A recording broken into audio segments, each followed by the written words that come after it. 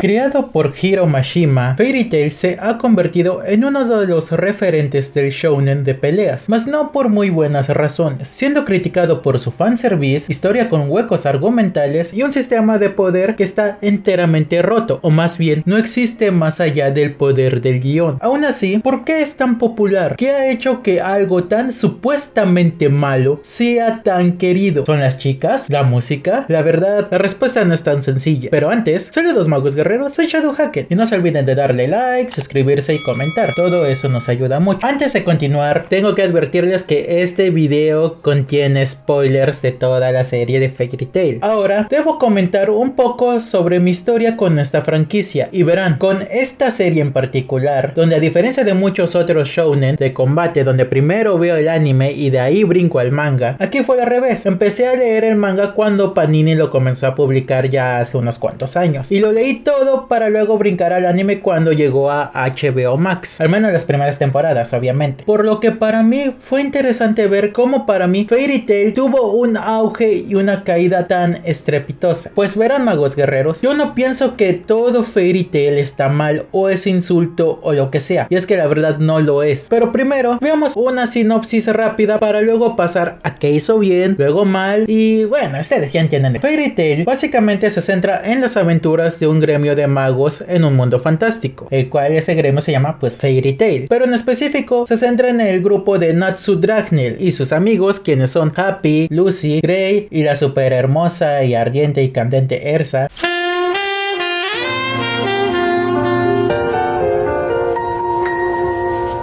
Y como todos ellos hacen misiones donde tienen que enfrentar algo, obtener algo o proteger algo. La fórmula realmente es sencilla, pero hay que decirlo, es funcional, pues sigue la apuesta en Caballeros del Zodiaco, donde un equipo A se enfrenta a un equipo B. Y como se ha visto en la ya mencionada obra de Masami Kurumada y también en la más popular en Occidente, al menos para los gringos, que es Bleach, es algo que gusta y mucho, más aún cuando realmente la historia es más dinámica en el sentido que los escenarios no son tan similares entre sí y que varios combates pueden ocurrir al mismo tiempo y no solo uno a la vez como pasa con la legendaria franquicia de Caballeros del Zodiaco, lo que hace que el progreso de los arcos sea bastante más dinámico y asegura también que en las mismas batallas el desarrollo o revelaciones que ocurre con esto sea mucho más fuerte y más dinámico, que no deja que la trama dé pausas solamente porque ocurre un combate. También hay que decirlo, el diseño de personajes es muy bueno y Hiro Mashima sabe hacer personajes atractivos. Digo, Erza es la perfección.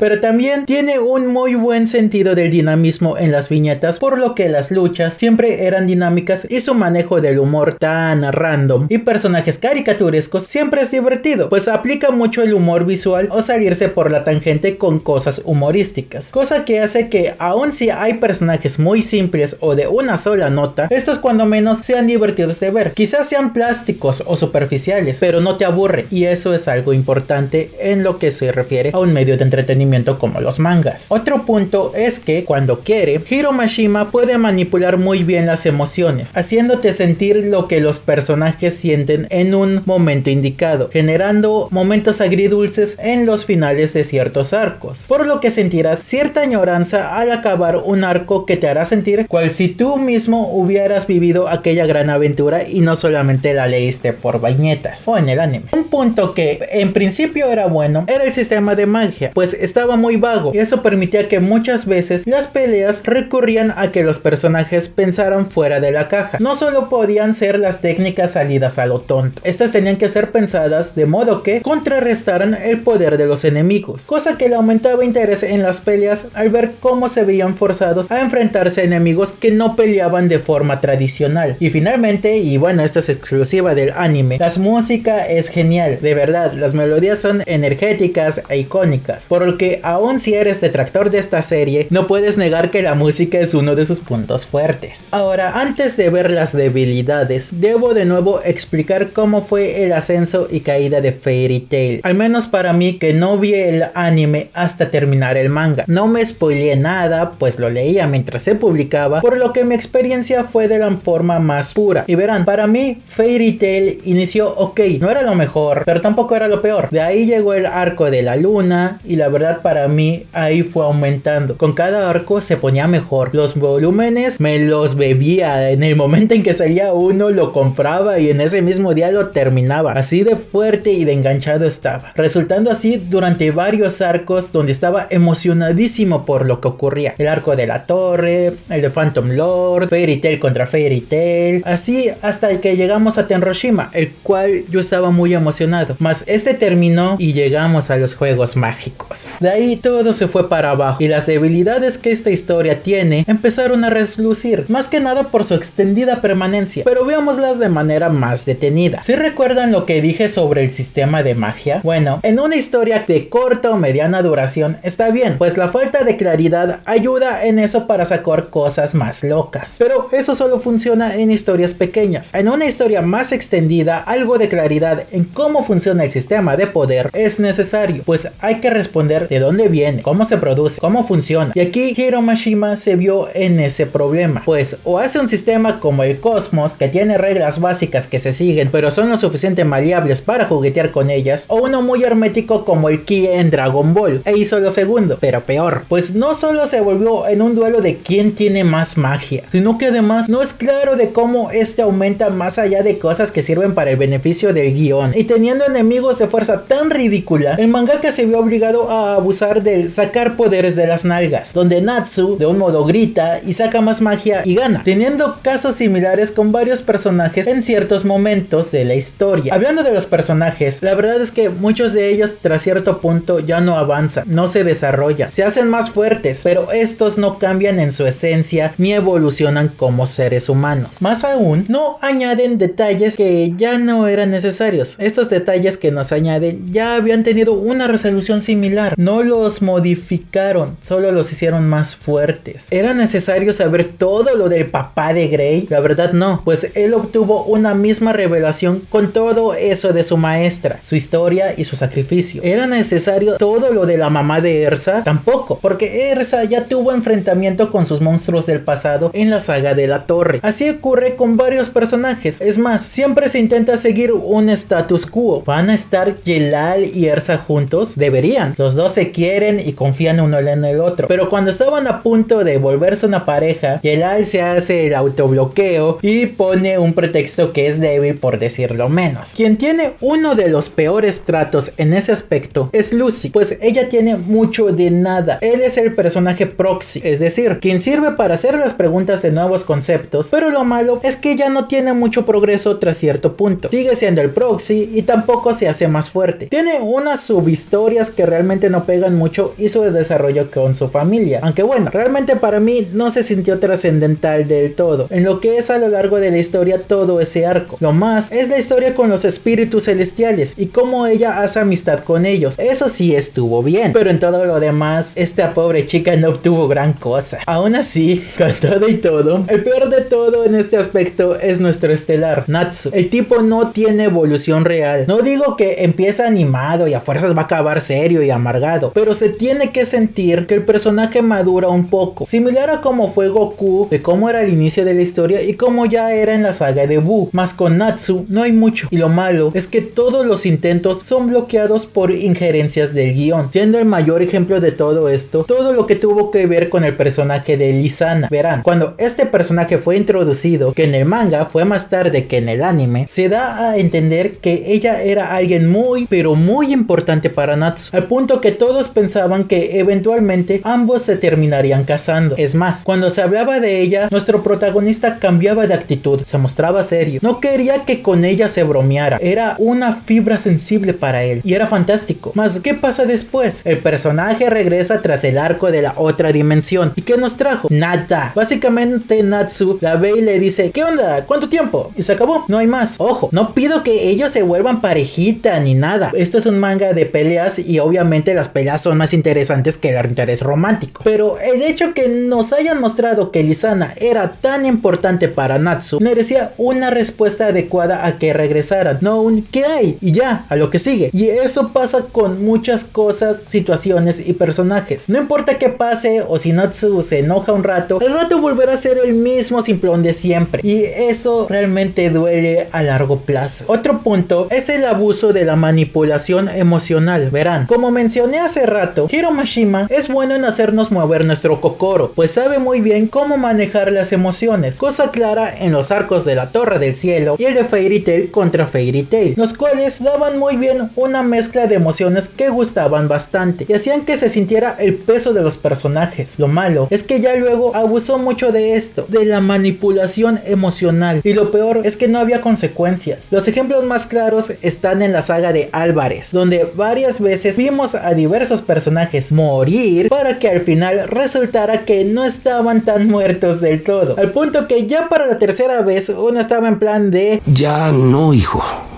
No te creo. Lo que hacía que realmente no te metieras ya en la situación o sintieras la tensión, pues al final nadie moría y todos estaban bien. Pero ¿en qué punto ocurrió este bajón de calidad? ¿En qué momento los personajes se caricaturizaron al punto de la flanderización? Si bien estos problemas se empezaban a ver desde la saga de la otra dimensión, aún así la historia y el ritmo seguían siendo buenos, con una duración aceptable de unos cuantos tomos por arco argumental. Más el punto de inflexión donde todo se cae a pedazos es uno, y ese es los juegos mágicos. Ese arco que la verdad estuvo pésimo, demasiado largo, una historia que no sabía qué quería hacer o a dónde iba, y más aún demostraba ya los defectos de manera clara que desde hace mucho tiempo tenía Fairy Tail, pero gracias a un buen balance antes estaban bien disminuidos, aquí ya no. Y es que los juegos mágicos comenzaron en lo que cabe bien. Había sido un giro de tuerca el hecho de que tras el salto en el tiempo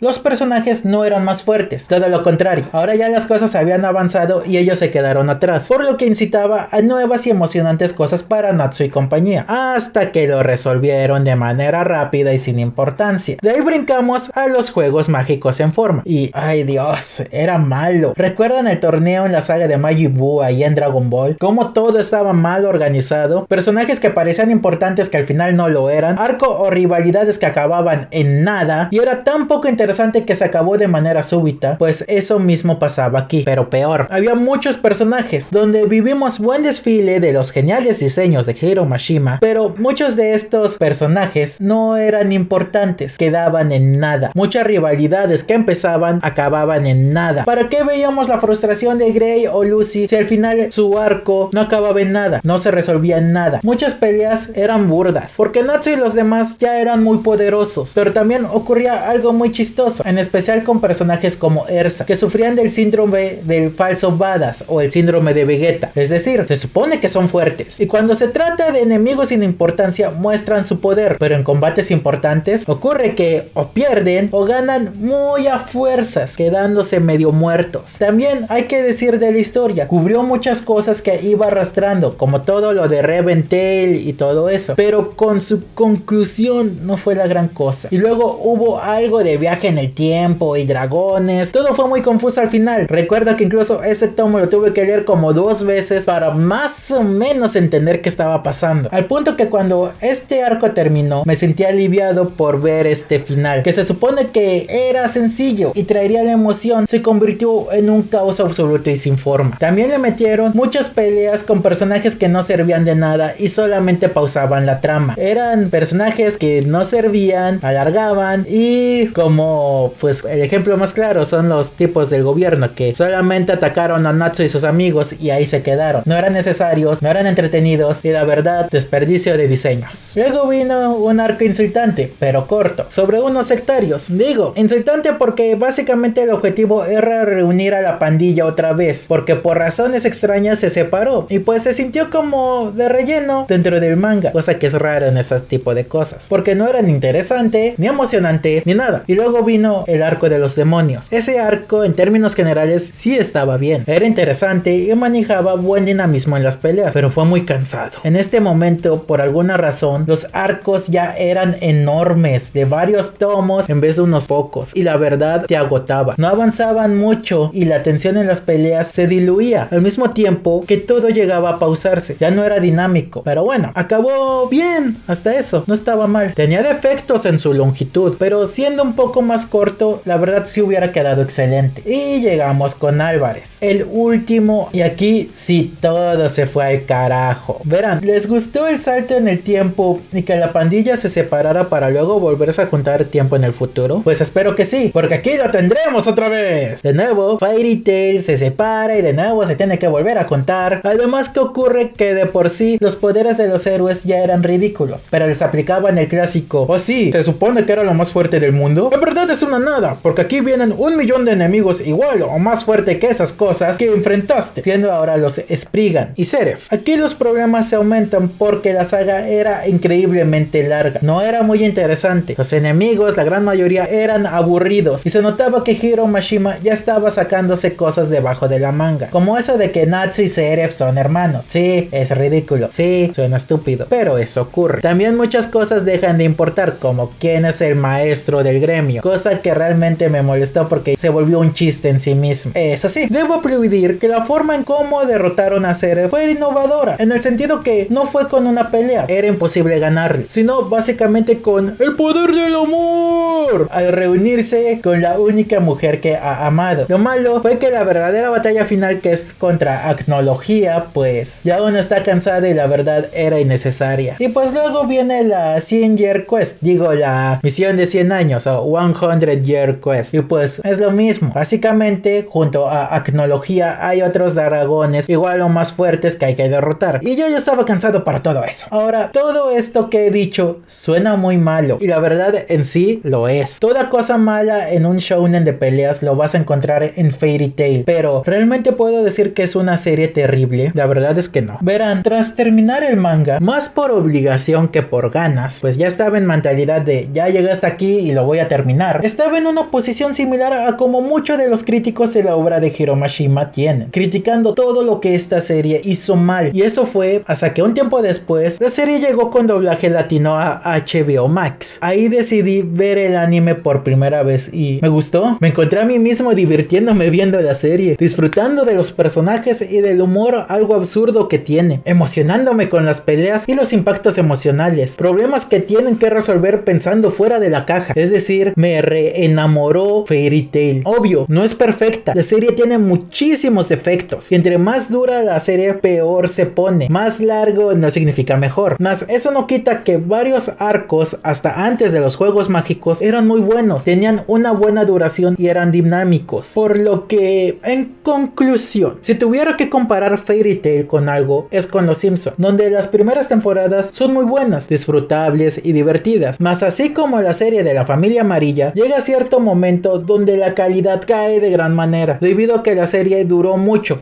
tiempo más de lo que ya era sano para una serie así, llegando a ser ridícula en varias cosas. Mas eso no quita que el inicio sea bueno y una obra bastante entretenida de ver si quieres apagar el cerebro. Pues bueno, eso es todo, mis magos guerreros. No se olviden de darle like, suscribirse y comentar. Yo soy Shadow Haken. Out.